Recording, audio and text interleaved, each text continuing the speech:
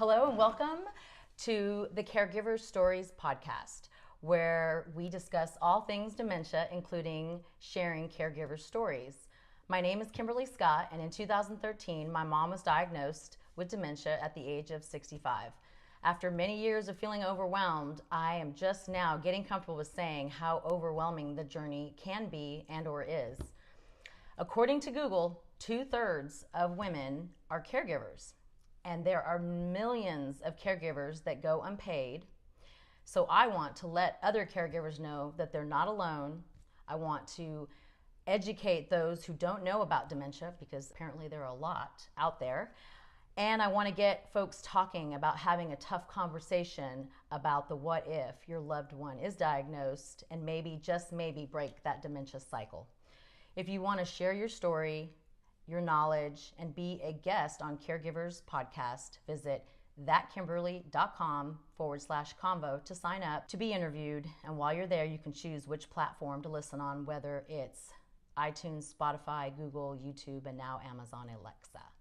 So without further ado, my guest today is Miss Dottie Gandy. Hi, Miss Dottie Gandy. Hi, Kimberly. It's nice to be back again. Yes, thank you for joining me for our part two. We'll call it. To be continued. Yes, absolutely. It might be an ongoing event, I feel. So tell listeners a little bit about yourself. I had a long career as both a corporate executive and a business owner. Traveled quite a bit, spent most of my time maybe as a speaker and a facilitator, and was still going 90 miles an hour down that path when I learned that my husband had been diagnosed with Alzheimer's. What year was that? He was diagnosed in probably 2012. Wow. Probably. And he was clinically diagnosed. He was clinically diagnosed. He'd always tended to be a little bit scatterbrained, so I might have been a little slow in noticing, but his physician suggested that he be tested by a neurologist, and he was, and then the neurologist suggested that he be tested by someone who specialized in dementia. And probably this was all the more scary for Tom and me because both his mother and father died from dementia, Alzheimer's. So what was the clinical diagnosis? The clinical diagnosis for Tom after all the testing was that he had frontal lobe dementia, which meant that where we carry our short-term memory is right up here at the front, and that's where Tom's dementia showed up. So he didn't have a lot of the symptoms of Alzheimer's, which might trigger anger or some other kinds of behaviors. His was strictly short-term memory loss. Oh, yeah. My mom has not been clinically diagnosed, but she has no short-term memory. And I don't think we realize how we really need that short-term memory. Yes. When people say, what? She can't find her car? No. Well, and from a caregiver's perspective, the first time you answer a question for your loved one, and then within 30 seconds they've asked you the same question, you can either get very, very frustrated, or you can say there's more going on here than just scatterbrained forgetfulness. Yes, and definitely being patient as a caregiver to know that they really don't understand that they're asking you the same question over and over again. I read something that you made kind of a fun game out of that. Well, I did. I was either going to drive myself crazy, but the example I used was Tom would say things like, so what are we having for dinner? And I would say, well, I thought we'd have chicken pot pie. Well, that sounds good. He said, so do we have plans for dinner? And after he would do his version of this for 5 or 6 times, I wanted to pull my hair out or throttle him or whatever. But then I decided that for his sanity, or his safety and my sanity, I would change my approach. So every time Tom would ask the same question over and over again, such as, what are we having for dinner?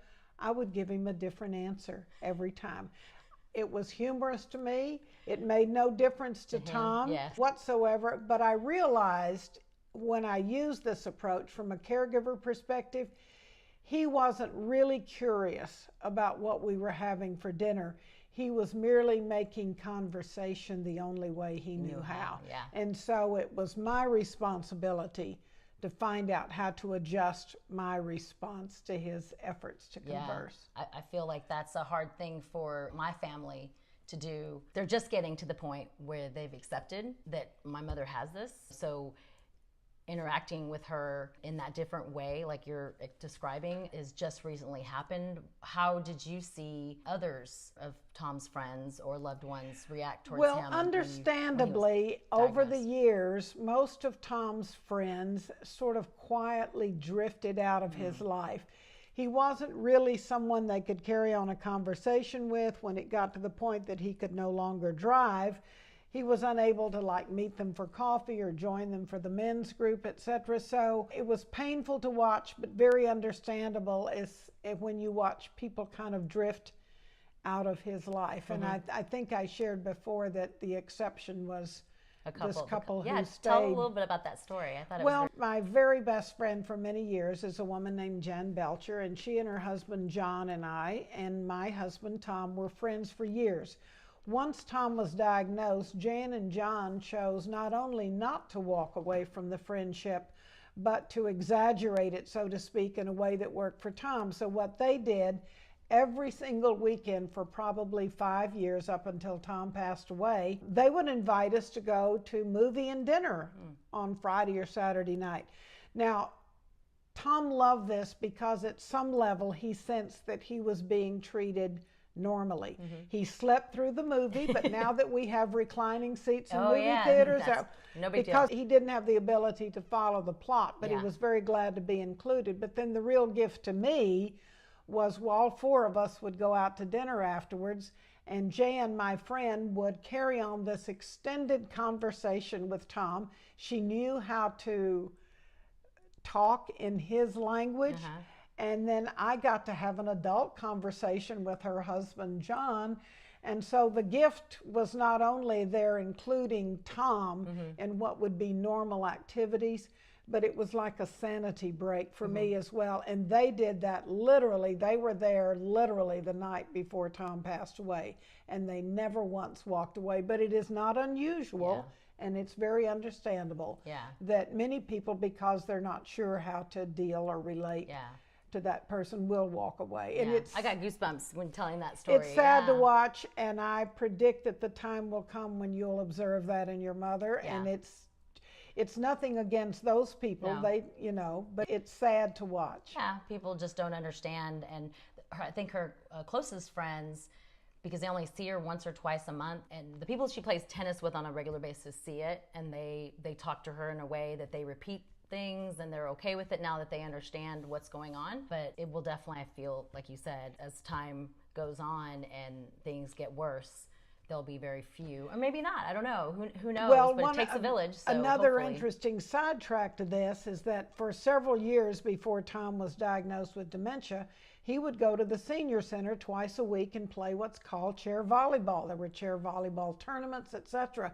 He loved it. He was good at it. And when he was diagnosed with dementia, he was still very good at it. And so our good friends at the senior center on that team, Tom continued to play chair volleyball right up until the time he passed away. How do you play chair volleyball? Wait a minute. I'm okay, so confused. You have a volleyball, the volleyball net, and you have 6 or 8 chairs on either side. And the deal is you play volleyball and you play it with a big beach ball, but the ground rule is butts must stay in the seat.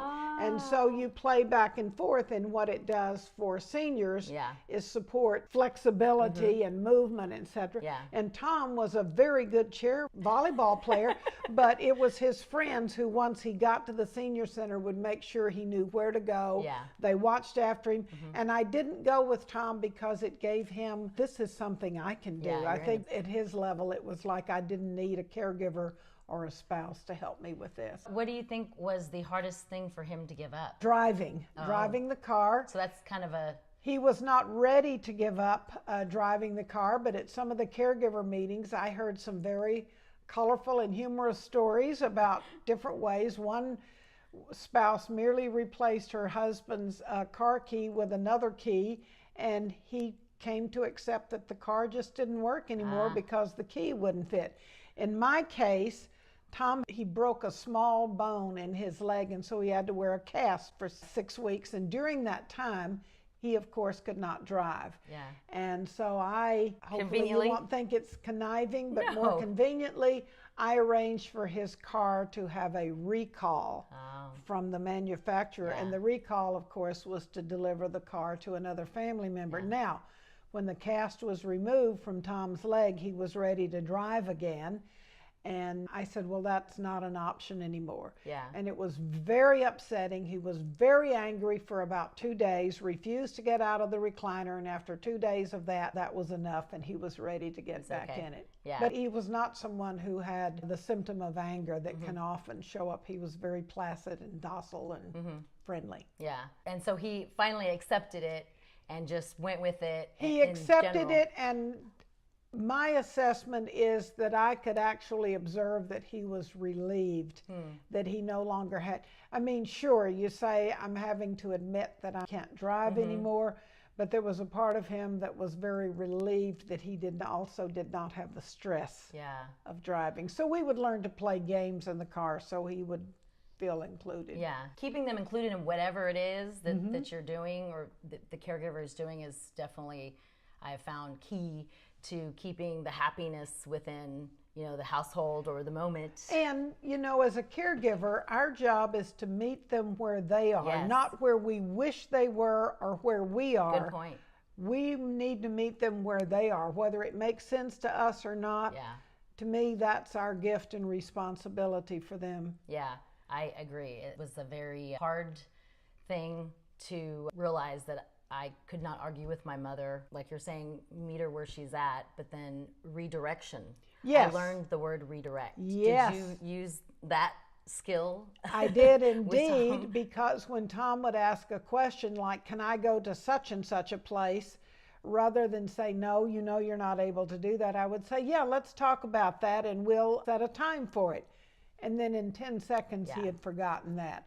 But, sometimes being frazzled, you might want to say, you can't drive, but a caregiver learns not to do that. And you do that because this person who now behaves very differently and has this horrific disease is also the same person that I fell in love with and married. And that person was still in there somewhere. Yeah. That's a great segue to my next question. The dynamic from being, I know how hard it is to be the youngest child taking care of a parent part-time, but being married to someone and then, where the roles 100% reverse, like, what was that like? Well, the biggest adjustment for me was that at the time I had a career that required me to travel quite a bit. Yeah. Traveling was no longer an option. And so, in fact, I put my career on hold or in park so that I could be Tom's full-time caregiver. And it's not to say I couldn't do an occasional speaking gig or something, because probably the last 2 years of Tom's life, he stayed at a dementia care facility for maybe 5 hours a day, 5 days a week. And that gave me some time. Yeah, a little break. And it was a great environment for him. Yeah. He was around other people and they knew how to stimulate people. with him. Yeah. It's always good to take care of yourself first so you can take care of others. So. Well, and like we'd shared before, one of the things, for whatever reason, that Tom Gandy remembered how to do was to play gin rummy. Yes. And it's amazing, he could even keep the score in his head. And so there was a part of me that said, how is he able to do that? He can't remember what happened. But whatever it was, he could remember to play gin rummy. And so probably 1.5 to 3 hours a day, 7 days a week for the last 2 to 4 years of Tom's life. You did a lot of gin rummy. We played a lot of gin rummy, and I have not played any since. No, the 7 decks of cards that we used are still over on my shelf, and they have not been touched. I have quite my supply of gin rummy playing for now. But it was something he could do, and it again had him at some level saying, I'm doing something that normal people do. I'm playing a game. Yeah, it brings him back in his own mind, his own, his, I guess, old self, well, and the it was part self. of the go figure. How is it he can't remember the answer I gave him 30 seconds ago, but he can keep the score of gin rummy in his head? So, just one of those quirky things about dementia. Yes, I'm very shocked at some of the things that my mom does remember. I'm like, you choose to remember that. Yes, Okay. yes, and yes, you got to laugh at it and yes. just move on. Did I share the story with you before about when the EMT guys came out to? Yeah. Okay, Tom Gandy went to seminary right out of college, and although he didn't spend his year as a minister, one of the things that was characteristic of Tom, he would never, ever use a curse word, wouldn't say darn or anything. So towards the end of his life, he was having some balance issues, and so more often than not, he might sleep in the recliner in the living room so that he wouldn't run the risk of falling off the bed in the bedroom. And when he did that, I would sleep on the couch. And one night, about 2 a.m, I heard this little thump, and I woke up, and there was Tom sitting on the floor just grinning. And so I called the non-emergency 911, and if you're an Alzheimer's caregiver, you're required or should report that there's someone in the home with, so that the police and the firefighters. So anyway, these guys come out to take care of Tom, and there's 4 or 5 of them. And the guy in charge says, Tom, my name is Justin. I'm going to take very good care of you. And when I get through, I'm going to ask you to remember my name, will you? And Tom grinned and like this, and I'm thinking to myself, there's not a chance in hell he's going to remember your. Anyway, they did what they did, and they took great care of Tom. They got him resituated in the recliner, and then Justin said, Tom, do you remember my name? And Tom said, no. And Justin said, I'll give you a hint. It begins with J. And my Tom Gandy, who had never so much as said darn in his life, looked this young man in the eye and said at the top of his lungs, Jack. Well, I was, of course, horrified and apologetic, but all of the EMT guys were falling on the floor laughing. They thought that was the best thing. That was a funny, they said, that's his name from now on. So there's something that came out of the Alzheimer dementia mind that had never surfaced in 28 years of marriage. He called him one of those other names for a donkey. But that is super funny. Like, yeah. That it is quite amazing what they remember, you know. And well, I just thought of another great story about that. About 8 months before Tom passed away, I chose to do a poetry event. Many years before, Tom, this oil field guy, started writing prolific love poetry, and for Christmas one year, he gave me a volume of love poetry about our relationship. So several months before he passed away, I rented a room at our church and invited all of our friends to come in, and I was going to read some of Tom's poems out loud and share them. Partially, there was a part of me that said this is a living memorial, and so Tom was there in the front row, and I read his poems, and it was accompanied by music, etc. But here was the amazing thing. We concluded the evening by singing the song that Tom had requested that we danced to at our wedding 28 years earlier, and that was the song, Can I Have This Dance for the Rest of My Life? I love that song. Well, the musicians started singing in, the people joined in, and to everybody's amazement, they were pointing at Tom. He sang every lyric to every verse of a song that probably he hadn't heard in 25 years. Wow. So where does that come from? Yeah. That's one of the blessings of dementia, the things that they remember. How many months before did you? I think I did that in April of 2017, and Tom passed away in November of 2017. But what a sweet, sweet memory. What Yes, something that it was a beautiful tribute and gift to him, and he could connect to his poetry even though it may not have made sense to them. Somehow he knew that he was connected to the poems that were being read. That is awesome. Well, speaking of poems, tell us a little bit about your writing. I read that you put, and you sent me the material, but you wrote, Caregiving and Unity's 5 Principles Really Be a Lifeline for Caregivers, which 2 of the 5 made me cry because it related back to my mom. But did you write that before or after you started your support group? Oh, well, our current support group that I'm hosting gets started next month. Okay. So this was done way before then. A former minister at Unity, who was now a senior vice president at Unity organization, was one of Tom's best friends, and she came down and did Tom's memorial, and she shared with me that one of the biggest requests for prayer from Unity was from caregivers. Wow. So Unity's 5 principles literally saved me on my journey as a caregiver, and it was those 5 principles, for example, that had me remember to just give Tom a different answer. He's trying to converse.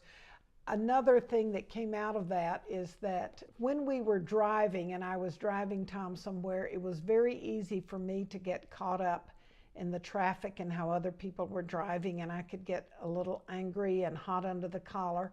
And Tom would look out the window and comment on the beauty of the clouds and the trees. He was not affected by the traffic. And one of Unity's principles said it is our thoughts that create our reality. So he was thinking about nature and creating a very calm perspective for myself. And here I was caught up in the traffic. So those principles helped you most definitely refocus or redirect, you name it, so that you could be that lifeline. You could be the bigger, better person by not getting wrapped up in whatever it is that you did or didn't like. Well, spiritual principles, regardless of what your particular religion is, spiritual principles can be a lifesaver in many domains, and it certainly, for me, was applicable as a caregiver to remember that in any point in time, he was doing the best that he could do. And my job would be to find a way to reward and honor and bless people wherever they are on their path. His path looked very different from other people. But my job was to meet him where he is and not live in regret or I wish he wasn't or why can't he do this or that. So or the why me's. Or the why me's, because I did a lot of the why me, why this, why now, and God always said why not.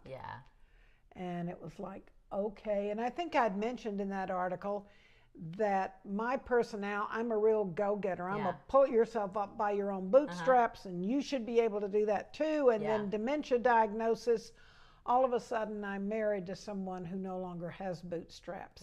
So I then became not only somebody who had to continue to pull up her own bootstraps, but to work with Tom in helping him with his as well. That is very sweet. I definitely got a lot out of that article. Tell me a little bit about your support group, and what you said it was starting next month. Starting next month, another woman who goes to Unity and has been really a professional caregiver for the Alzheimer's organization here in Dallas.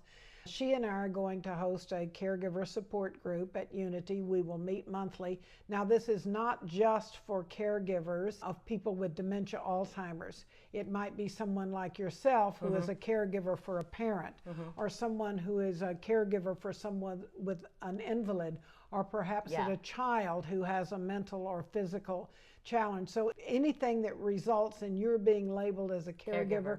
Those are the people that we want to include, and we're not just limiting it to Unity members. Anybody in the Dallas area is welcome to come, and it's part of the way that I want to give back.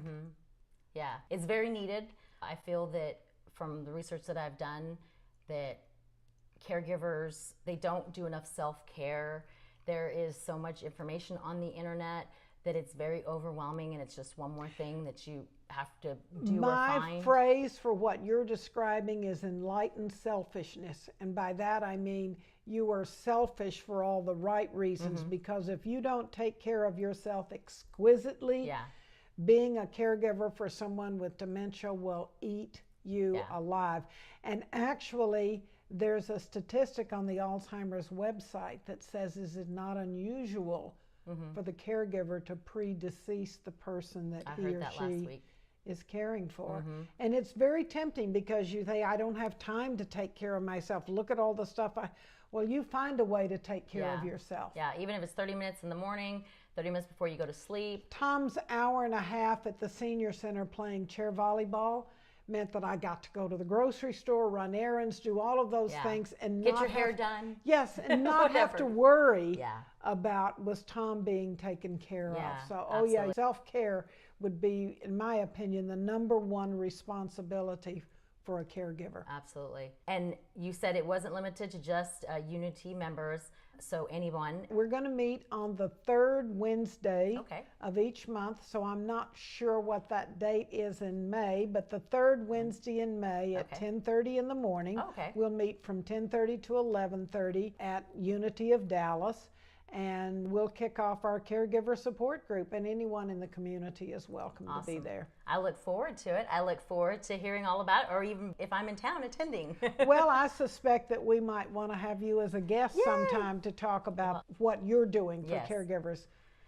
Well, I appreciate that. I would love to do that. I wish I would have found a support group in the beginning like that. I did look, it just didn't find the right ones. I did find one later on, and now there will be another one that I get to go and attend, because it's something that, even though I care for my mom on a part-time basis, giving my stepdad and her full-time caregiver relief once a month, it's still very overwhelming. But you're a mental and an emotional caregiver 24/7, regardless of the distance. I do talk to her every single day. And I was a member of 2 different Alzheimer caregiver support groups when I was taking care of Tom. And it was amazing. It was wonderful to have a safe place where you could literally go and let your hair down, or you could hear what was working for other caregivers and what didn't work. It was a rich resource. Yeah, you don't of realize information that you, and support. Absolutely. And having that physical one-on-one, one of the first support groups that I liked that I started attending in Flower Mound, I learned about the 8 stages of caregiving grief. I didn't even know that that existed. And by the way, one of the things that I learned possibly the hard way, this is a mea culpa statement here, after Tom had passed away, I kind of remember saying to God or Spirit, however you would use that name, I'd say, is there kind of a Cliff Notes version of this grief thing? Because it's been a stressful few years.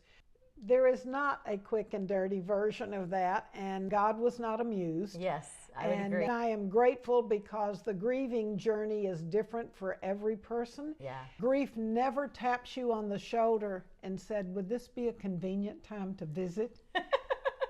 That is a true statement. You can be in a grocery store picking up a can of peas. You can be singing a hymn on Sunday morning. You can be going to a movie with friends, and all of a sudden this grief overwhelms and takes over your body. And the gift is you better be willing to surrender. Don't pretend that it's not there. And other people understand. Yeah, absolutely. And be okay with being vulnerable and asking for help when you need it. It was something I had to learn the hard way. This best friend that I described to you earlier, who took us to the movies and dinner with them all the time, I still call her all the time, and I can say, I'm having a rough day. I'm having a moment here. And I can vent, I can cry, I can share, I can laugh, and she just holds the space for me to do that. So as much as you needed friends and support while you were the caregiver, those friends and support need to stay with you. You need it just as much as you go through the grieving. And I'm not sure I'm there yet. Tom's been gone almost a year and a half, and from time to time, those little moments. And I'm like, where did that come from? But again, don't ask, just surrender. Absolutely. Well, I appreciate you so much, Dottie, for sharing with me and being willing to let me interview you and tell the story about Tom. It is very sweet, you know, It's an honor to share a story about Tom. He was a remarkable human being. We had 28 years of marriage that was wonderful, and I'm honored to anytime to have the chance to talk about him and my journey as a caregiver. Well, you're just as a remarkable human being. Thank you. Let me tell you, your story is... You get by with a lot of help from your friends. Thank you, Beatles. It takes a village, it does. But the fact that you did what you did, and now you're paying it forward by, you know, sharing your story, it's a gift from God that I feel, you know, whatever the belief is that people believe, you know, I do feel like things happen for a reason, and definitely connecting with you, being my new best friend, as we say, yes, as we go down this road together. And you know, and I will say it again, I am available to you 24/7 as you continue your journey as a caregiver for your mother. Well, I appreciate that so much. So thank you all very much for listening. And again, thank you, Dottie, for joining me today. Until next week, remember, sharing is caring. And to the caregivers listening, in the words of Dottie Gandy, you have my undying love, gratitude, and admiration. And to those that have not had that tough conversation yet with the family about dementia, please start talking about the what if. What if you live? What do you want done? What is your plan? If you want to listen to more episodes, go to thatkimberly.com to choose where you want to tune in, whether it's YouTube, iTunes, Spotify, and now Amazon Alexa. You can also follow me on Facebook, Insta, Twitter, and LinkedIn. Thanks again, Dottie. My pleasure.